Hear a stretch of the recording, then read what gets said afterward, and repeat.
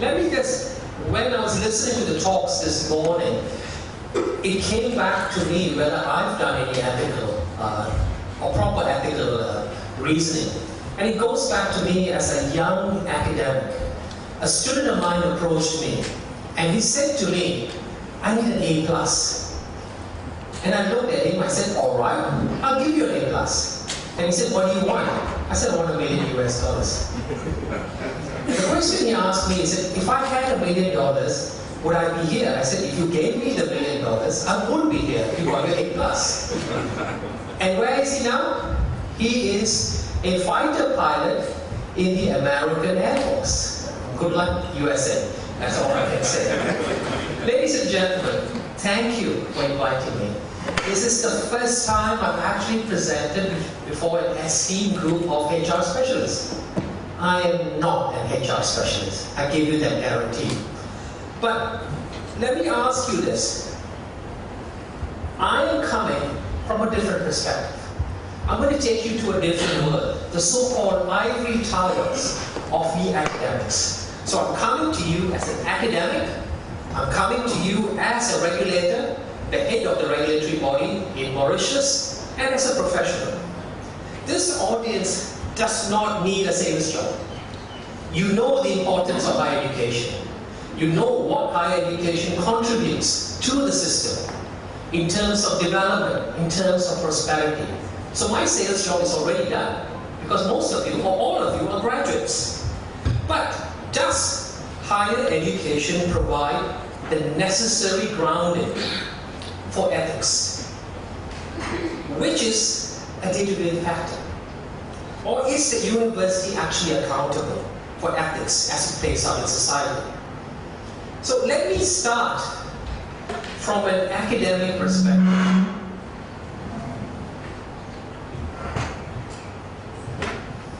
As usual, an academic loves to define stuff.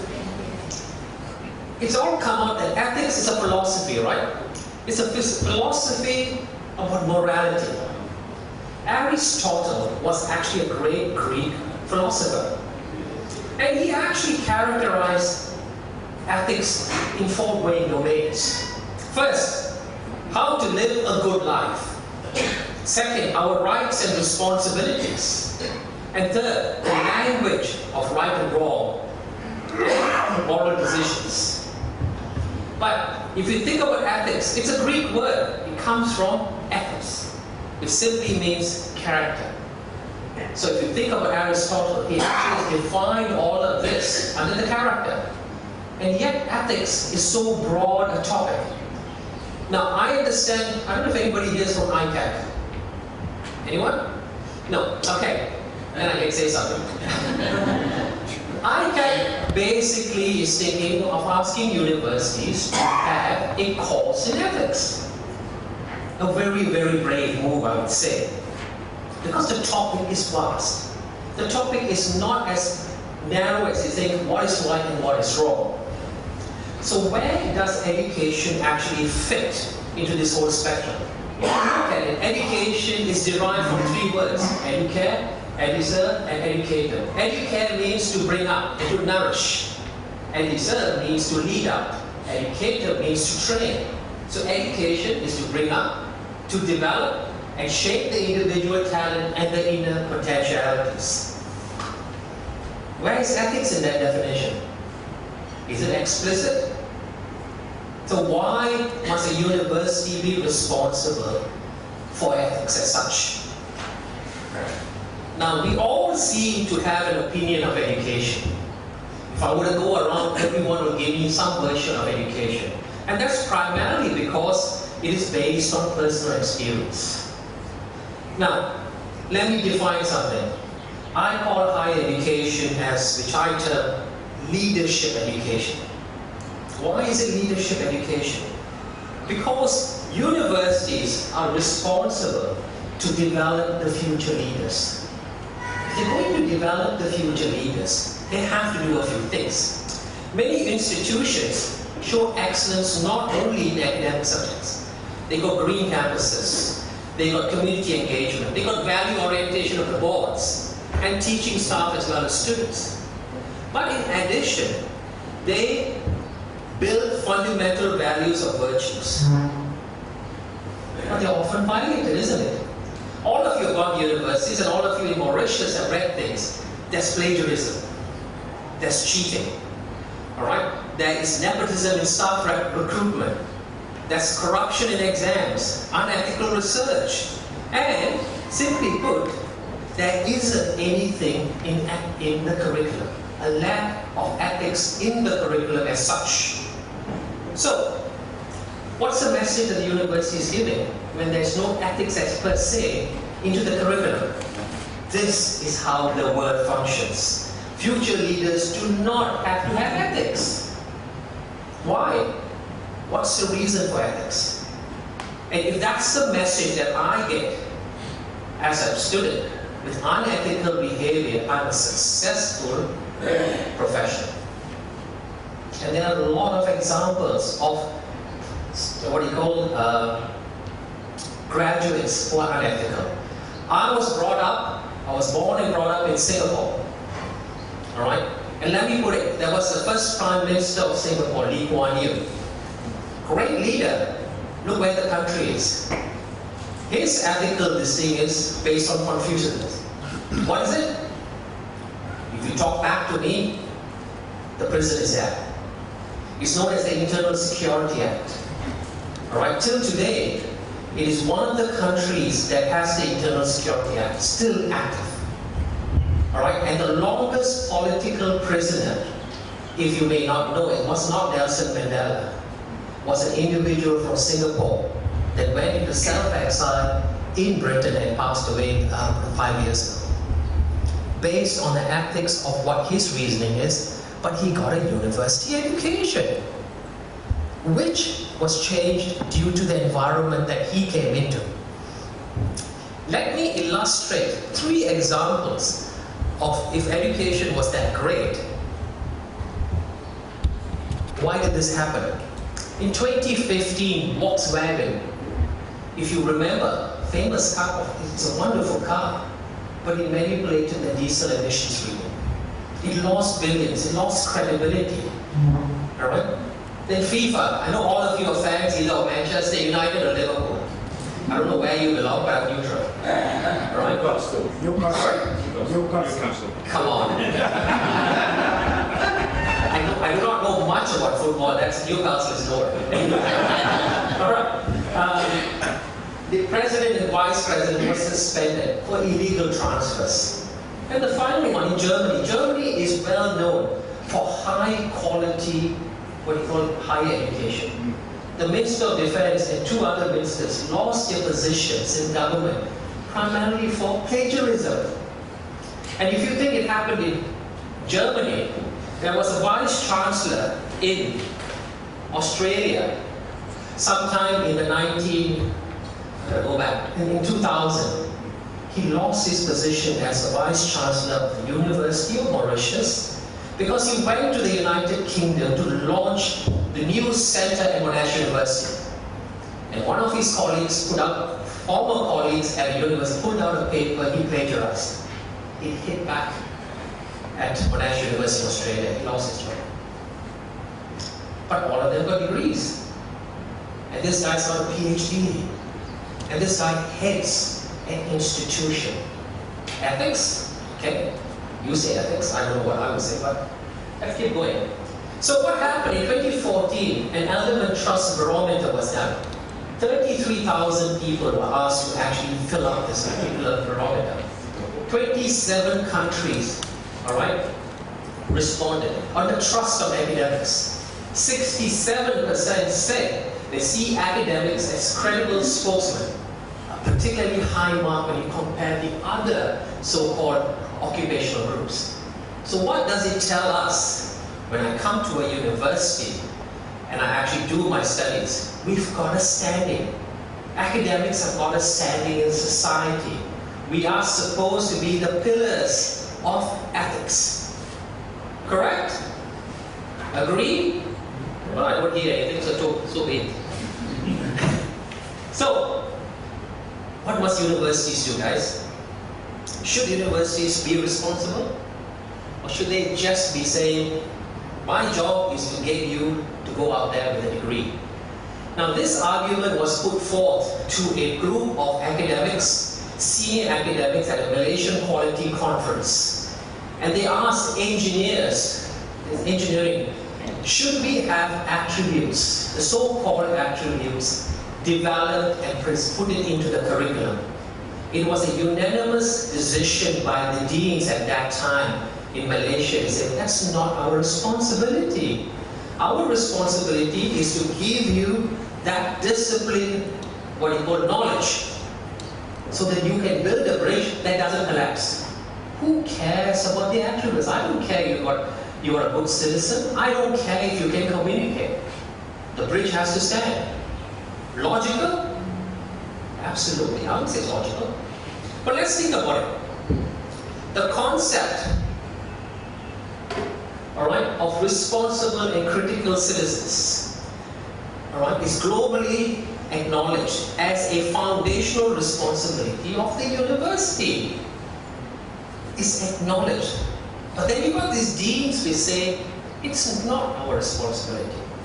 So, institutions of higher education will need to ensure they're producing graduates with the capabilities, they're well-rounded global citizens in the field of study. Now, these attributes are by no means normal. You know that, right? Communication skills, team skills, those are for examples anyway. But they have reached much attention in the last few years because these attributes are now tied into employability and graduate readiness to take on the job. So, if you actually go into the curriculum of universities, there is no such thing, although there's no clarity of transmission of citizenship, in particular to the student, but in particular to the curriculum, in particular to the pedagogy. So if I were to stand here as an academic and tell you, if I delivered citizenship to my students, I can actually say without any hesitation, the answer is, I have no bloody clue. And the reason is, I am responsible as an academic to teach that course. I'm not there to teach you to be a good citizen. So, I'm going to try my very best to approach this to give you what I think my solution is. Now, I'm sorry I'm looking at my watch because I'm going to rush back for my board meeting. It's going to be a good board meeting, so I need to do that. So, let me just do this first. This is an interesting one I actually came across. The way I see it, unethical ethics are better than no ethics at all. Agree? Sorry? Unethical ethics. Yeah, unethical ethics is still ethics. It depends on how you define it. And this is what comes, if I may, if I go into my solution. Just to give you, let's have a case study here. When applying to some research jobs, you realize your marks may be below what is expected. You ask your tech-savvy friend to help you change up your marks on your transcript to get the position you really want.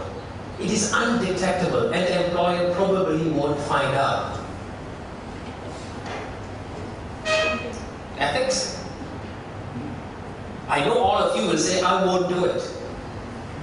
Alright? But look at the previous side, unethical ethics. Okay, what are the possible answers? If this was a workshop, I'll ask you to work through this, and I just don't have the time, so. Two answers. The first one, it's falsification. The employer has a tendency to find out. Most employers now, and this actually happened in Mauritius, one of the employers rang up the university concerned and found that the transcript was falsified. The person didn't get a job. But, what about this one? If I don't get caught, what ethics? Ethical, alright for me, as long as I got the job. So you have a dilemma here. Alright, and the dilemma is, you have to make a decision. But why is it that the university is responsible for that decision? Okay? let's try this. There are a number of things that the university actually can do. Are you aware there is a code of ethics? I know all organizations have a code of ethics. And the code of ethics are very, very strict. The code of ethics is for the academics and the students. And it covers things as plagiarism, data integrity, it's a whole host of respectful, harassment, all HR issues are covered under the code of ethics. But if you remember what I said, and yet all this happens. And I'm not touching upon students, I am touching upon academics. We have caught academics, and I'm talking about globally, who have falsified data on their research. Alright, and that is much, much later. That's falsified data in the medical research, so that you can sell the drug. So it's interesting, even with all these guidelines, we, when I say we in general, have a tendency to say, what can we get away with? Alright, I think if you want to do it right, the first thing an institution needs to do is actually look at individual and interpersonal development. In other words, promote character development in the university. In other words, let's have courses which actually zero into this. Interpersonal development is there, but it's not explicit again. Mauritius is now moving into the direction of where they've got learning outcomes. They're developing solid learning outcomes. And the learning outcomes are tied into graduate attributes, which develop into individual and interpersonal development. The next one, intra-institutional level, develop, integrate ethics curricula in all faculties and reflect on aspects of organizational courses. Can we actually include that? It is a viable solution. But let me ask you, all of you have done university studies. If you are supposed to do 30 modules in your whole program, are you willing to do an additional unit? It'll cost you. Alright? So there are questions on viability, there's a questions on economics, there's a questions of time. Where do we fit it in? Policy on research ethics I was mentioning should be integrated, should be there. And yet, we have the students and staff tend to break this. So what is the message? You have to make sure you follow your policies through. There are repercussions. We tend to be soft in our decision. Yeah, this is your first offense. It's alright. This is the second offense, it's a warning. We have to clamp down. And that's the only message in terms of ethics. Now next, what we have is have a compulsory induction program.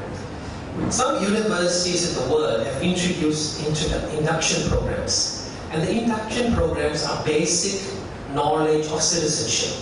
What you should be doing, what you should not be doing. And it's a compulsory unit when you do it. It simply means within the first 4 weeks of your registration at the university, you have to complete it. Otherwise you don't get to graduate. Now, this is what I like. Compulsory unit in the final year. I'll give you a very good example. When I was doing my engineering degree in Canada, in the year I was graduating, the professional engineers introduced ethics, engineering ethics. It was introduced and we couldn't do anything because if you don't do it at the university level, you don't get to register as a professional engineer. But it was not marked, but it was attendance of 80% to give you an idea. I just checked this now. You have to sit for a professional ethics exam before being registered. So they got to the next level. Like students like me didn't listen, so they went, now you have to register for an exam, so you have to basically give that knowledge. The other one is where I am right now, accreditation. Should we not actually include this in the accreditation process? Should we not ask the universities during an accreditation, how do you actually have ethics embedded in your curriculum? I'm not looking at modules, I'm looking at the whole program level. How do you actually do it at the university level itself? The whole learning environment.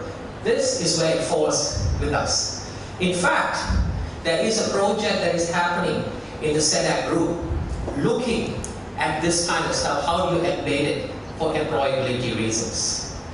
All right? Finally, communication. What about communication? How do you actually communicate in terms of ethics in a university setting? You have to strengthen it. That information has to be hammered again and again. I'll give you a very good example. Deakin University in Australia gives you credits for citizenship. It's on your transcript. For example, if externally I actually found a wallet and I returned that wallet to the police department, I can get a letter from that police department, all right, to take it to the university, and the university will do its checks and balances and appears on your transcript as a positive attribute. Demonstrating on leadership comes down. So the student now knows positive, what you call outcomes, are reinforced by the institution. Which means when you go for a job, if I look at the credit of a university, right, normal university, is one that has this different components which are not actually marked, I would take the other student. Almost done. Now this is a very, very powerful statement, right? Nelson Mandela, education is the most powerful weapon which you can use to change the world.